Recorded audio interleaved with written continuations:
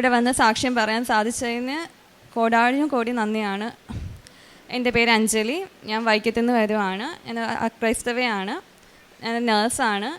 ഞാൻ പഠിക്കുന്ന സമയത്താണ് കൃപാസനെ പറ്റി അറിയുകയും കൂട്ടുകാരും ഒക്കെ ആയിട്ട് ഇവിടെ വന്ന് പ്രാർത്ഥിക്കുകയും ഒക്കെ ചെയ്തിരുന്നത്. പത്രം കൊടുക്കുന്ന കാര്യങ്ങളും എല്ലാം ഞാൻ അറിയുന്നത് ഞാൻ പഠിക്കുന്ന സമയത്താണ്. ഞാൻ 2023 ന്യൂസിലാൻഡിൽ കോമ്പിറ്റൻസി അസസ്മെൻറ്റ് ചെയ്യാനും തുടർന്ന് ജോലിക്കായി പോയി. പക്ഷേ എനിക്ക് അവിടെ ചെന്നിട്ട് 7 മാസത്തോളം ഞാൻ അവിടെ നിന്നിട്ടും ഒരു ജോലി ലഭിക്കാതെ തിരിച്ചു പോരാൻ പറ്റി. അത് അവിടെ എൻ്റെ കൂടെ ഉണ്ടായിരുന്ന ഒരു ചേച്ചി എന്നോട് പറഞ്ഞു, നീ കൃപാസനത്തിൽ പോകണം, നീ ചെന്ന് കഴിഞ്ഞിട്ട് ഉടമ്പടി എടുത്ത് പ്രാർത്ഥിക്കണം, നിനക്ക് ഉറപ്പായിട്ടും മാതാവ് ഒരു വഴി ഉണ്ടാക്കി തരും. അങ്ങനെ ഞാൻ തിരിച്ചു വന്നു. ജൂൺ 2024 28 ഞാനിവിടെ വന്ന് എൻ്റെ ആദ്യത്തെ ഉടമ്പടി എടുത്തു. ഞാൻ ഉടമ്പടിയിൽ വെച്ച നിയോഗം എനിക്ക് ന്യൂസിലാൻഡിലെ ജോലി ആ സമയത്ത് കിട്ടാൻ ഒട്ടും സാധ്യതയില്ലാത്തതുകൊണ്ട് ഞാൻ ഓസ്ട്രേലിയയിലേക്ക് രജിസ്ട്രേഷൻ മാറ്റുകയും ചെയ്തായിരുന്നു. അപ്പോൾ എനിക്കും ഹസ്ബൻഡിനും കുഞ്ഞിനും വിസ കിട്ടണം, ഓസ്ട്രേലിയയിലേക്ക് പോകാൻ സാധിക്കണമെന്ന് ഞാൻ ഉടമ്പടി വെച്ചു. ഞാൻ പത്രം എനിക്ക് കിട്ടിയതൊക്കെ വിതരണം ചെയ്ത് എല്ലാവരോടും പ്രാർത്ഥിച്ചു. ഞാൻ അന്നേരം ജോലിക്ക് പോകുന്നുണ്ടായിരുന്നു. ഇവിടുന്ന് നാട്ടിലേക്ക് വന്നതിന് ശേഷം എറണാകുളത്തൊരു ഹോസ്പിറ്റലിൽ ജോലിക്ക് കയറി അവിടെ വരുന്ന രോഗികളെ ഞാൻ അവരുടെ പ്രയാസങ്ങളും എല്ലാം വെച്ച് ഞാൻ പ്രാർത്ഥിച്ചു. ഉടമ്പടി തൈലം യൂസ് ചെയ്യുകയും ഉപ്പ് ഉപയോഗിക്കുകയൊക്കെ ചെയ്ത് ഞാൻ പ്രാർത്ഥിച്ചു.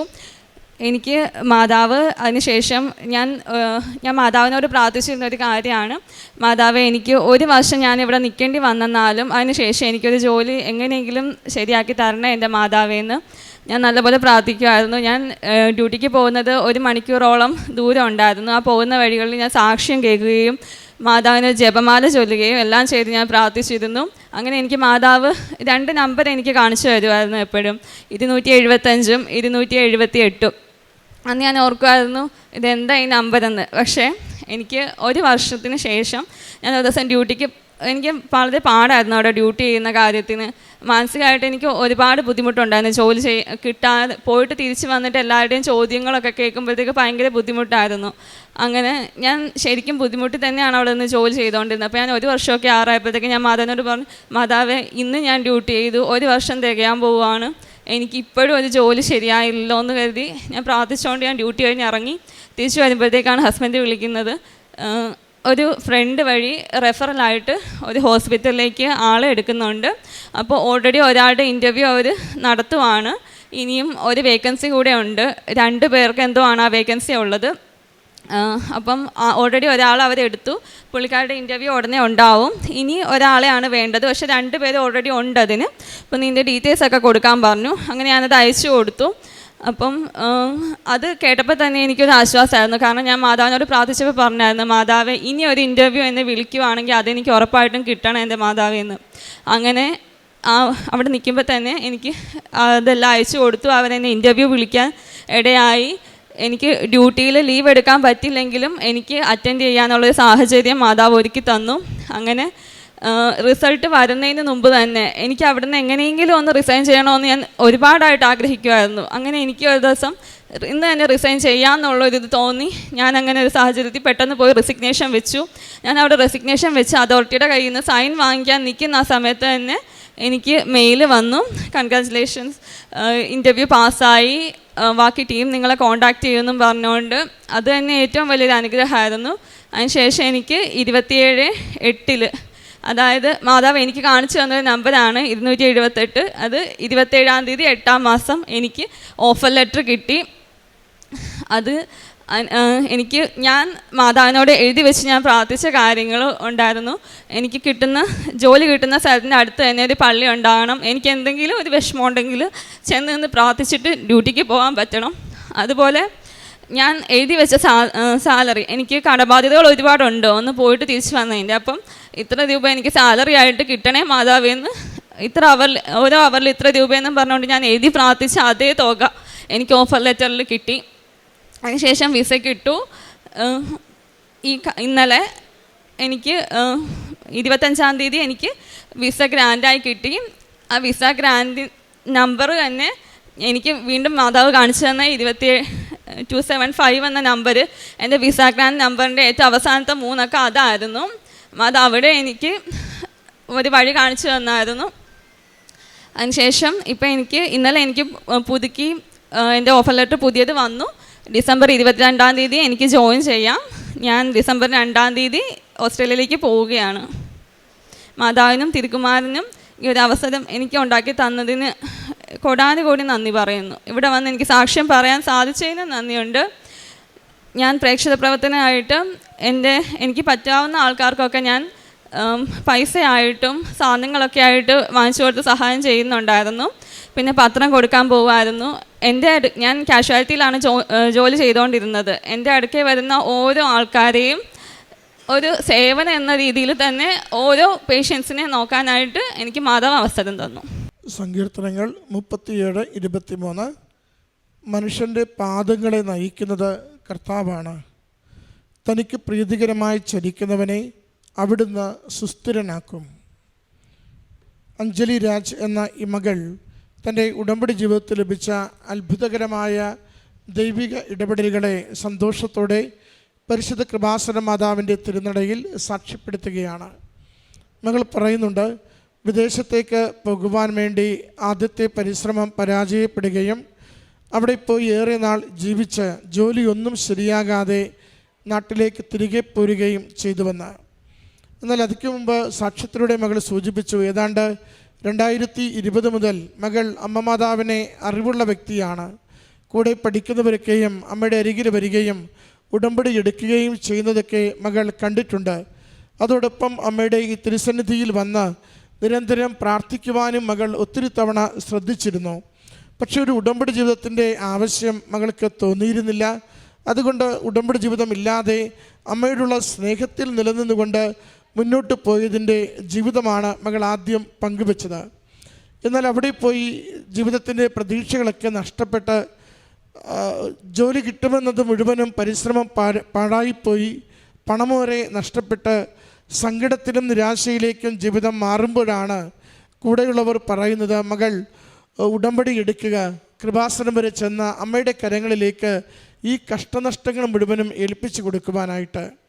അങ്ങനെ രണ്ടാമതൊരു ജീവിത വഴിയിലാണ് മകൾ ശരിക്കും അമ്മയുടെ അരികിലേക്ക് എത്തിച്ചേരുന്നത്. പിന്നീട് മകൾ പറഞ്ഞ ഓരോ വാക്കുകളിലും ഉടമ്പടി എടുത്ത ദിവസം മുതൽ മകൾക്കുണ്ടായ മാറ്റങ്ങൾ സൂചിപ്പിക്കുന്നുണ്ട്. അത് പൂർണ്ണമായും അമ്മ മാതാവിലുള്ള ട്രസ്റ്റാണ്. മകളെ സംബന്ധിച്ച് ഒരു പ്രാർത്ഥന പഠിച്ചെടുക്കുക എളുപ്പമല്ല. അക്രൈസ്തവ മകളാണ്. ജപമാല പഠിച്ചെടുക്കുക, വിശ്വാസ പ്രമാണം പഠിച്ചെടുക്കുക, അമ്മയുടെ പ്രത്യക്ഷീകരണ പ്രാർത്ഥന പഠിച്ചെടുക്കുക, അത് ഓരോന്നും സമയത്ത് കൃത്യതയോടുകൂടി ചൊല്ലുവാനുള്ള ശ്രദ്ധയും അതുപോലെ അതിനുവേണ്ടിയുള്ള സമർപ്പണവും ചെയ്യുക. അതുപോലെ ജീവിതത്തിൽ ഏർപ്പെട്ടിരുന്ന ഓരോ മേഖലകളിലും തൻ്റെ തൊഴിലിടത്തിൽ പോലും അവിടെ തനിക്ക് ക്ലേശങ്ങളുണ്ടെങ്കിലും ഓരോരുത്തർക്കും ചെയ്തു കൊടുക്കാവുന്ന നന്മകൾ സന്തോഷത്തോടെ ചെയ്തു കൊടുത്തുകൊണ്ട് അമ്മ മാതാവിൻ്റെ അരികിലേക്കാണ് ഉടമ്പടി പൂർണ്ണമായും സമർപ്പിക്കുന്നത്. മകൾ അതാണ് പറയുന്നത്, ഞാൻ ഉടമ്പടി എടുത്ത് എൻ്റെ ജീവിതം തുടങ്ങുമ്പോൾ എനിക്ക് അമ്മ ഒരു സന്ദേശം കൈമാറിയെന്ന. 2 അക്കങ്ങളാണ് അമ്മ സന്ദേശം കൈമാറുന്നത്. ഉടമ്പടി ജീവിതത്തിൻ്റെ സന്ദേശങ്ങൾക്ക് എപ്പോഴും വലിയ പ്രാധാന്യമുണ്ട്. അത് എങ്ങനെ ഓരോ വ്യക്തിയും സന്ദേശം സ്വീകരിക്കുന്നു എന്നതിനെ ആശ്രയിച്ചിരിക്കും. നമുക്കതിനെ തോന്നലായി തള്ളാം, അത് ദൈവികമായ ഇടപെടലായി കണ്ടുകൊണ്ട് ജീവിതത്തോട് ചേർത്ത് പിടിച്ച് സന്ദേശത്തിൻ്റെ അർത്ഥം വെളിവാക്കി തരുവാൻ വേണ്ടി പ്രാർത്ഥിക്കാം. സന്ദേശത്തിൻ്റെ അർത്ഥം വെളിപ്പെടുത്തി തരുവാൻ വേണ്ടി പ്രാർത്ഥിക്കുകയും അതനുസരിച്ച് ജീവിതത്തെ ക്രമപ്പെടുത്തുകയും ചെയ്യുമ്പോൾ നമുക്കത് അനുഗ്രഹത്തിലേക്കുള്ള വഴി തുറക്കുന്നതായി മനസ്സിലാവും. മകൾ പറയുന്നുണ്ട്, ഏതെങ്കിലും ഒരു ഏജൻസിയിൽ നിന്നല്ല, ജീവിത പങ്കാളിയുടെ കൂട്ടുകാരൻ വഴിയാണ് ഒരു വിദേശത്തേക്കുള്ള പുതിയ യാത്രയ്ക്കുള്ള വഴി തുറന്ന് കിട്ടുന്നത്.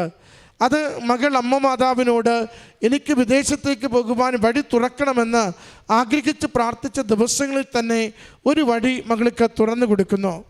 പിന്നീട് ഇൻ്റർവ്യൂവിൽ പങ്കെടുക്കുമ്പോഴും മകളത് വലിയ പ്രതീക്ഷയോടുകൂടിയാണ് പങ്കെടുക്കുന്നത്. നിലവിലെ ജോലിക്ക് യാതൊരു കോട്ടവുമില്ലാതെ അത് പങ്കുചേരുവാനുള്ള സാഹചര്യങ്ങൾ അമ്മ ഒരുക്കി കൊടുക്കുന്നു. അത് ഉടമ്പടിയിൽ നമ്മൾ എപ്പോഴും അനുഭവിക്കുന്ന ഒരു കാര്യമാണ്.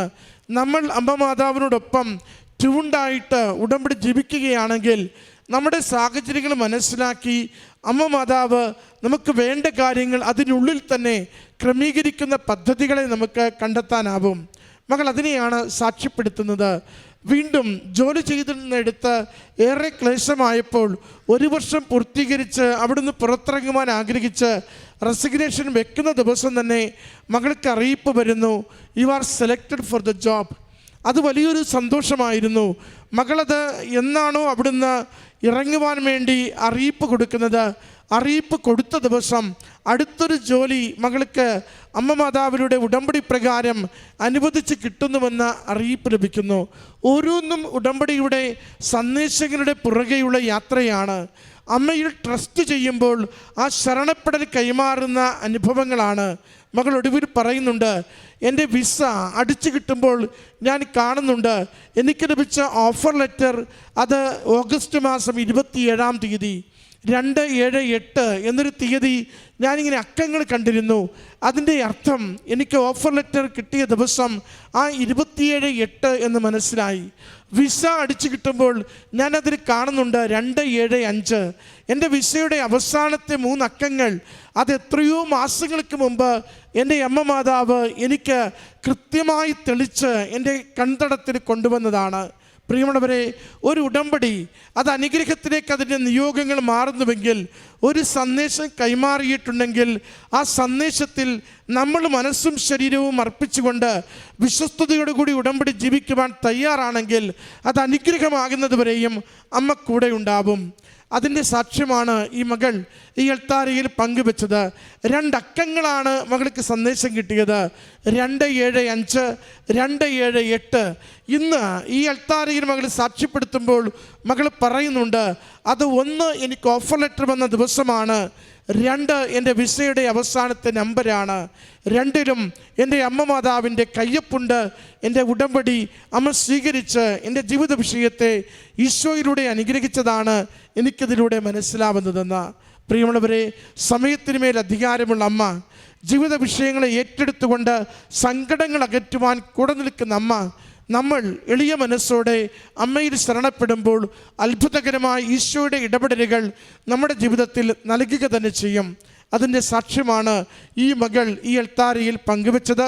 ഉടമ്പടിക്ക് വേണ്ടി നാം കൊടുക്കുന്ന ഒരു ഇൻവെസ്റ്റ്മെൻറ്റും നമുക്ക് നഷ്ടമാവില്ല. അത് വലിയ നേട്ടത്തിലേക്ക് നമ്മളെ കൈപിടിച്ച് നടത്തും.